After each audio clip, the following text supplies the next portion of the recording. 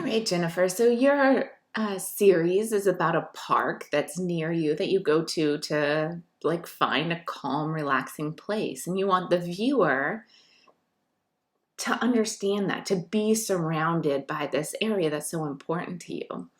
Um, you said you got into photography because you wanted to express yourself, and it helped you through some hard times. And I think that's exactly why a number of people get into photography, as a way to communicate kind of when words fail us. So it's great to see that, and it's great to see the freedom that this park has offered you. Let's go ahead and click through here. And first I'm looking at the ISO, and you're keeping that nice and low for all of these. Your aperture is at 7, 10, 4.5.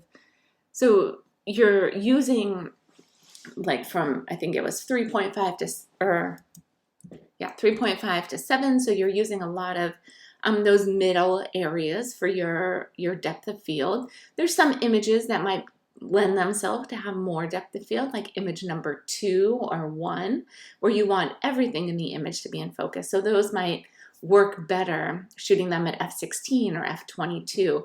I just want to make sure you're utilizing that whole range.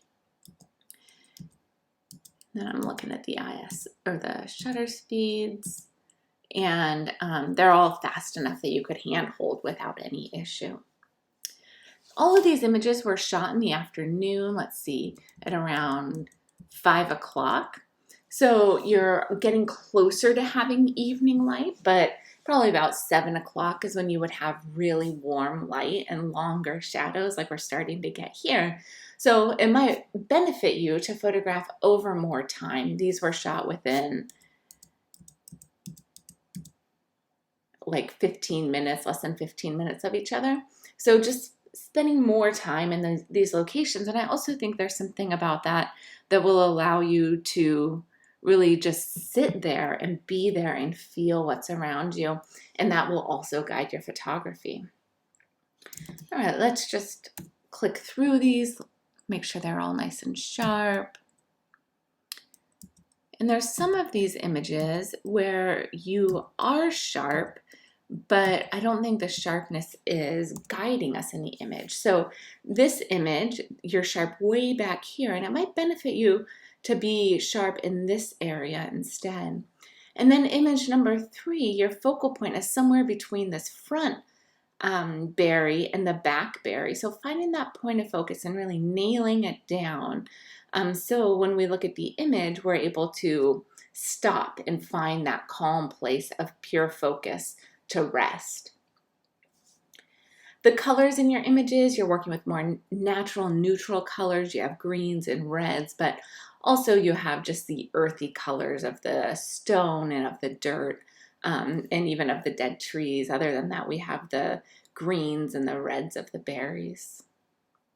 Compositionally, there's a lot of variety here, and that makes me really happy to see that you're stepping back and you're using landscape, and you're using line and repetition to guide us through the image. You're using selective focus. You're using this to give us kind of size and scale between this front plant and the trees in the background. You're using the plants here again to give us a sense of place with that selective focus. Here you're using the rule of thirds, having the top 2/3 of sky and the bottom 2/3 made up of these trees and the mountains and the bay. Here you're using lines and a worm's eye view, or a lower view at least. And here it's kind of a juxtaposition between this, what looks like a really nice manicured wall, and then the like forgotten water area here that's being grown over. So this series comes together cohesively as far as your concept behind it and visually. So that's exactly what we're looking for at this point.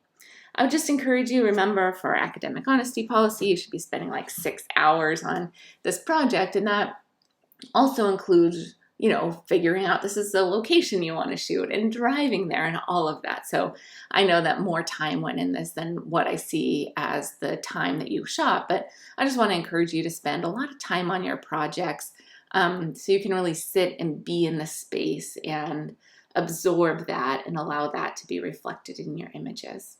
Nice job on your final project here. Let's just see if anything stands out as something that might have been missed. Yeah, seems like kind of a nice layering, having the vines in the foreground, it looks like, and then that wall again and the green at the bottom. Nice job with this. Good job all semester, Jennifer.